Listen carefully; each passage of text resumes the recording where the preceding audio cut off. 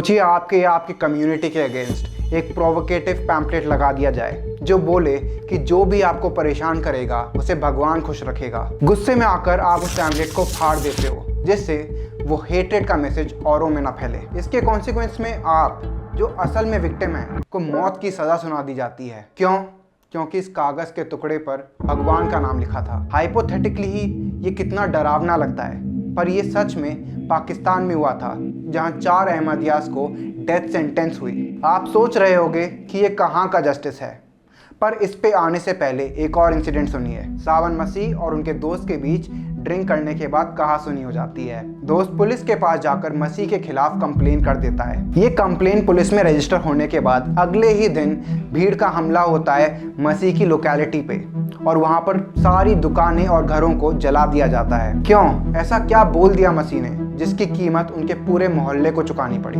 Well, दोस्त का allegation ये था कि मसीह ने प्रॉफिट मोहम्मद को डिसरिस्पेक्ट किया है, पर दोस्त तो खुद होश में नहीं था ना ड्रिंक करने के बाद। क्या फर्क पड़ता है, गलती मसीह की होगी, कुछ बोलने की नहीं, पर मुस्लिम स्टेट पाकिस्तान में एक क्रिश्चियन माइनॉरिटी होने की। इन दोनों इंसिडेंट्स में क्या कॉमन है?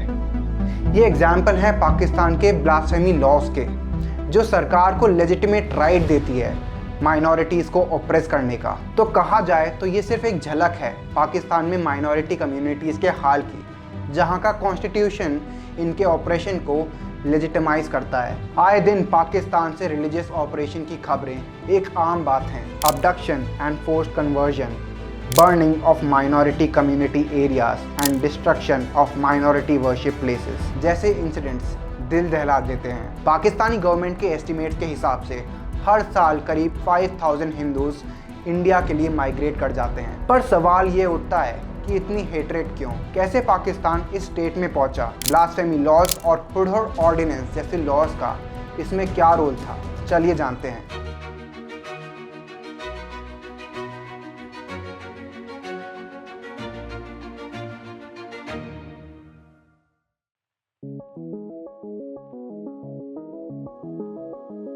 कॉलोनियल पीरियड में ब्रिटिशर्स ने डिवाइड एंड रूल पॉलिसी का यूज करके हिंदूज और मुस्लिम्स के बीच डिफरेंसेस और हेट्रेड पैदा की। इसी का कॉन्सिक्वेंस था मुस्लिम लीग द्वारा एक सेपरेट मुस्लिम नेशन की मांग, विच lead to the partition of India and the creation of Pakistan on 14th August 1947। Pakistan उस टाइम के मुस्लिम मेजॉरिटी पंजाब और बंगाल के एरियाज, सिंध, बलूचिस्तान और नॉर्थ वेस्ट फ्रंटियर प्रोविंस से बना था। पाकिस्तान का मैप आपको आगे के इवेंट समझने में हेल्प करेगा। वैसे तो पाकिस्तान का लिटरल मीनिंग होली प्लेस है, पर इसकी बर्थ की घटनाएं बिल्कुल पाक नहीं है। पार्टीशन के बाद पंजाब प्रोविंस में बॉर्डर के दोनों साइड्स रिलीजियस जेनोसाइड हुआ, जिसमें 10 लाख से ज़्यादा लोग मारे गए। इन सब इंसिडेंट्स ने हेट्रेड को बढ़ावा दिया।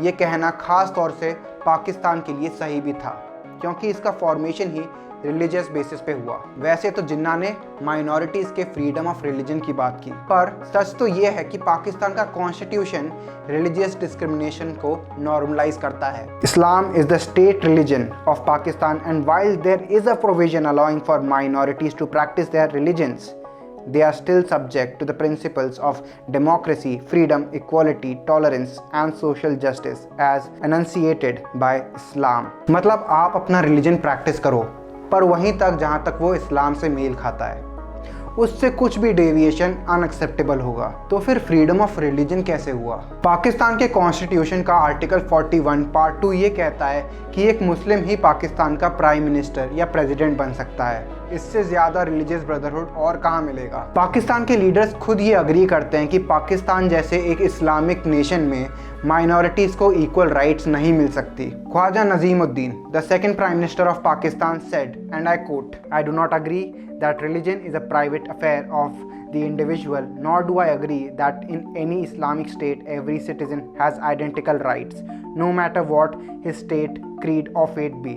ठीक है, आप उनको इक्वल राइट्स नहीं देना चाहते हो, पर कम से कम उन्हें देश छोड़कर जाने तो दो। मैं ये चीज़ आज के कंटेक्स्ट में नहीं, पर इंडिपेंडेंस के बाद के कंटेक्स्ट में बोल रहा हूँ। दरअसल जन 1948 में इंडियन गवर्नमेंट ने पार्टीशन के बाद पाकिस्तान से माइनॉरिटीज़ के इवैक्यूएशन का प्रोग्राम शुरू किया था। हर रोज़ कराची से लगभग 3000 हिंदूज इंडिया के लिए रवाना हो रहे थे। इसमें से कई लो कास्ट हिंदूज थे, सैनिटेशन वर्क्स में एम्प्लॉयड थे, कराची के सैनिटेशन का पूरा सिस्टम की हालत बिगड़ने लगी और वहाँ के मुस्लिम रेजिडेंट्स अपनी शान के खिलाफ समझते थे ऐसा काम करना। ऐसे में पाकिस्तान के पास सिर्फ एक चारा था कि उन लो कास्ट हिंदूज को कंट्री छोड़ने से रोका जाए। पाकिस्तान सरकार ने फेब 1948 में लो कास्ट हिंदूज के लार्ज स्केल माइग्रेशन पर पाबंदी लगा दी। मतलब हम तुम्हें अपना मानेंगे भी नहीं और तुम्हें जाने भी नहीं देंगे। ये थोड़ा थोड़ा बॉन्डेड लेबर जैसा नहीं लग रहा, पर यही असलियत है पाकिस्तान की और यहाँ पर रह रही माइनॉरिटीज़ की, जिसके बारे में पाकिस्तान के फर्स्ट लॉ मिनिस्टर जोगिंदर नाथ मंडल ने पूरी सच्चाई बताई कि कैसे पाकिस्तान स्टेट मशीनरी का एजेंडा एक एथनिक क्लेंजिंग ऑफ हिंदूज था। या तो उन्हें ग्रेजुअली कन्वर्ट कर दो या मार डालो। मंडल ने खुद रिजाइन करके 1950 में इंडिया में रेफ्यूज ले लिया था।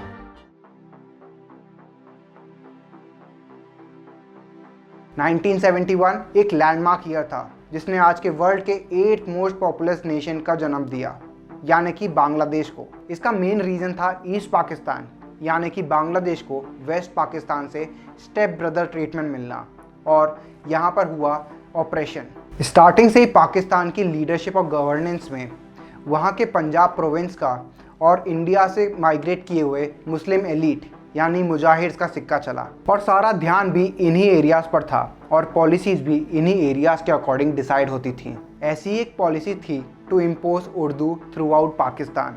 ईस्ट पाकिस्तान के लोग जो बंगाली स्पीकिंग थे वो इसके अगेंस्ट खड़े हुए और वहाँ से शुरू हुआ इसके खिलाफ एक मूवमेंट, जिसके रिस्पॉन्स में पाकिस्तान आर्मी ने अपना कहर लोगों पर बरसाना शुरू किया। अब आप बोलोगे कि एट्रोसिटीज़ तो ईस्ट बंगाल के मुस्लिम्स और हिंदूज दोनों पर हुई होंगी। आप गलत नहीं हो, पर शायद आपको पूरा सच नहीं बताया गया है। 26 मार्च 1971 को Pakistan army operation search light शुरू करती है। अगले 9 महीने में पाकिस्तान आर्मी और पाकिस्तानी इस्लामिक मिलिशियाज 2 से 3 लाख लोगों की जान लेते हैं और 2 से 4 लाख बांग्लादेशी विमेन का रेप करते हैं। इस टाइम पीरियड में करीब 80 लाख से 1 करोड़ बंगालीज, जिसमें ज़्यादातर हिंदू थे, वो ईस्ट पाकिस्तान से भाग के इंडिया में रेफ्यूजी बनते हैं। ऐसा क्यों था कि ज़्यादातर हिंदूज़ ने ही माइग्रेट किया, जबकि हिंदूज़ उस समय ईस्ट पाकिस्तान की पॉपुलेशन का अप्रॉक्सीमेटली 18% थे।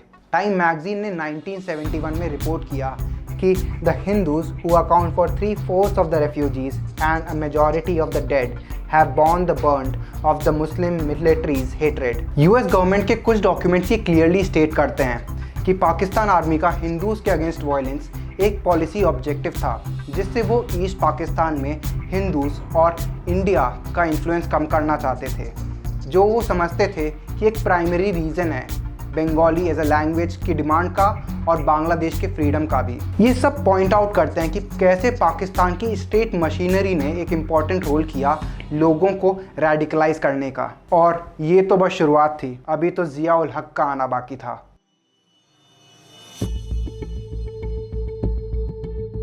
नाइनटीन 1977 में जिया उल हक एक मिलिट्री कू के तहत जुल्फिकार अली भुट्टो की गवर्नमेंट को हटाकर पाकिस्तान में रूल करने लगते हैं और लोगों का ध्यान भुट्टो की सोशलिस्ट पॉलिसी से हटाने और अपने रूल को लेजिटिमाइज करने के लिए वो सहारा लेते हैं रिलीजन का। जब ये फॉर्मूला एक नया देश बनवा सकता है तो सत्ता में तो रख ही सकता है। शायद ये ही जिया उल हक की भी थिंकिंग हो, और यहीं से शुरू होता है पाकिस्तान में अनप्रेसिडेंटेड लेवल पर शरियाजेशन या इस्लामाइजेशन। 1979 में हुडहुड ऑर्डिनेंस लाया गया, जिससे पाकिस्तान को शरिया के और करीब लाया जा सके। इसमें 2 तरह के क्राइम्स की बात की गई थी, हर्ड और ताजिर। जहां ताजिर लाइटर ऑफेंसेस के लिए था, हर्ड सीरियस ऑफेंसेस को कवर करता था and it required higher levels of proof as well. अगर थेफ्ट को हर्ड कैटेगरी में कंसिडर करना है तो एविडेंस के तौर पर 2 एडल्ट मुस्लिम मेल्स की गवाही या विटनेस लगेगा। इसमें नॉन मुस्लिम्स की टेस्टिमनी नहीं मानी जाएगी। अगर कोई मुस्लिम किसी नॉन मुस्लिम के यहाँ चोरी कर दे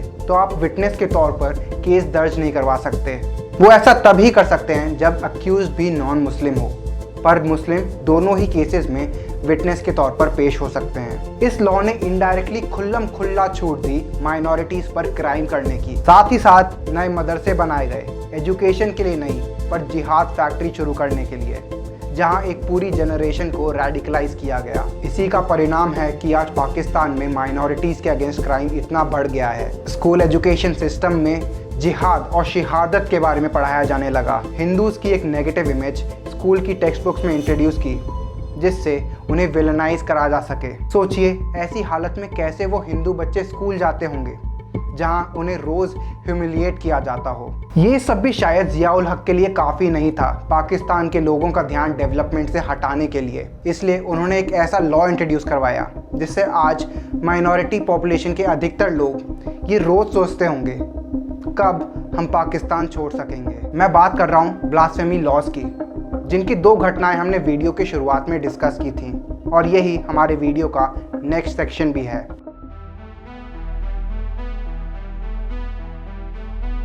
पाकिस्तान का ब्लास्फेमी लॉ ये स्टेट करता है कि अगर कोई भी प्रॉफिट मोहम्मद के नाम को ख़राब करेगा या फिर उन्हें कुछ भी बुरा भला कहेगा तो उसे या तो उम्र कैद की सज़ा या फिर डेथ सेंटेंस सुनाया जाएगा। ऑन पेपर इट फील्स कि ये लॉ इसलिए बनाया है जिससे मुस्लिम्स के रिलीजियस सेंटिमेंट्स हर्ट ना हो, बट प्रॉब्लम ये है कि इसे काफ़ी वेगली डिफाइन किया गया है और इसमें लूप होल्स हैं और इससे होता ये है कि माइनॉरिटी कम्युनिटीज़ पे झूठे आरोप लगाकर उन्हें फंसा दिया जाता है। ये लॉ एक टूल बन चुका है आपसी दुश्मनी और प्रॉपर्टी डिस्प्यूट से बदला लेने का। ये मेरा नहीं, खुद पाकिस्तान सुप्रीम कोर्ट और ब्लास्फेमी केसेस में सुप्रीम कोर्ट को एडवाइस करने वाले लॉयर का मानना है। याद है हमने वीडियो की शुरुआत में बात की थी सावन मसीह की, जिनके ऊपर उनके दोस्त ने ब्लास्फेमी लॉज के अंतर्गत एक्यूजेशन फाइल किया था। मसीह के खिलाफ 6 साल तक ट्रायल चला और जस्टिस के लिए मसीह को इतना लंबा इंतज़ार करना पड़ा, जिसके बाद 2020 में लाहौर हाई कोर्ट ने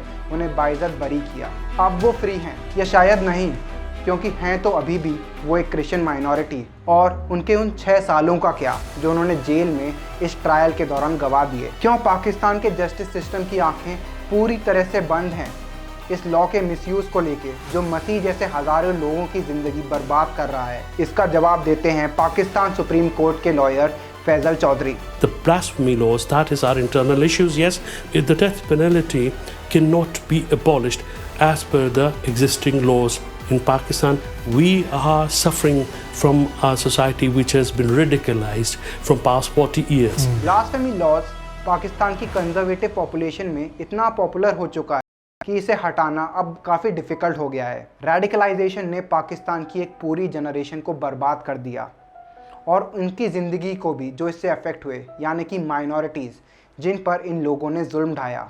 विच actually brings us to the next section.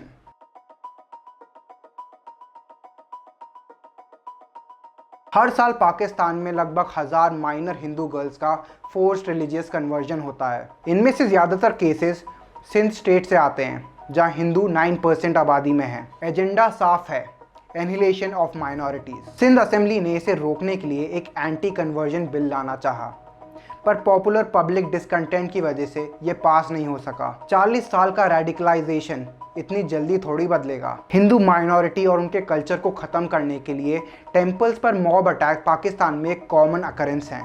All Pakistan Hindu rights movement का एक सर्वे बताता है कि 95% हिंदू टेम्पल्स को 1990 के बाद कन्वर्ट कर दिया गया है। इन सब कारणों की वजह से हर साल लगभग 5000 पाकिस्तानी हिंदूज इंडिया में रेफ्यूजी बनते हैं with the hope of a better life. पर क्या यही सल्यूशन है इस पूरे इशू का? सच बताऊं तो पाकिस्तान की सिचुएशन काफ़ी कॉम्प्लिकेटेड है और यहाँ से सिर्फ पाकिस्तान का डेवलपमेंट उसे इस सिचुएशन से बाहर ला सकता है। जब पाकिस्तान में डेवलपमेंट होगा इकोनॉमिकली और सोशली, तभी शायद सोसाइटी प्रोग्रेस करेगी। पर अगर अभी के हिसाब से देखें तो it feels like a far fetched dream. Short term में इंटरनेशनल प्रेशर और सैंक्शन शायद पाकिस्तान का रवैया इस इशू को लेकर बदल दें, पर यह भी एक विशफुल थॉट ही है। और क्वेश्चन फिर से वही आता है, आखिर कब तक पाकिस्तान की माइनॉरिटीज़ को हर पल डर के जीना पड़ेगा? उम्मीद करता हूँ आपको वीडियो इंसाइटफुल लगा हो। इसी बात पर लाइक कर दो और सब्सक्राइब करके वो नोटिफिकेशन बेल आइकॉन दबा दो। इस वीडियो की रिसर्च मेरे लिए सच में काफ़ी डिफ़िकल्ट थी। जो इंसिडेंट्स मेरे सामने आए उन्होंने रोंगटे खड़े कर दिए। हम चाहेंगे कि इस वीडियो को आप ज़्यादा से ज़्यादा लोगों तक पहुँचाएँ, because everyone needs to know this. बाकी जल्द मिलते हैं एक ऐसे ही इंसाइटफुल वीडियो के साथ। जय हिंद।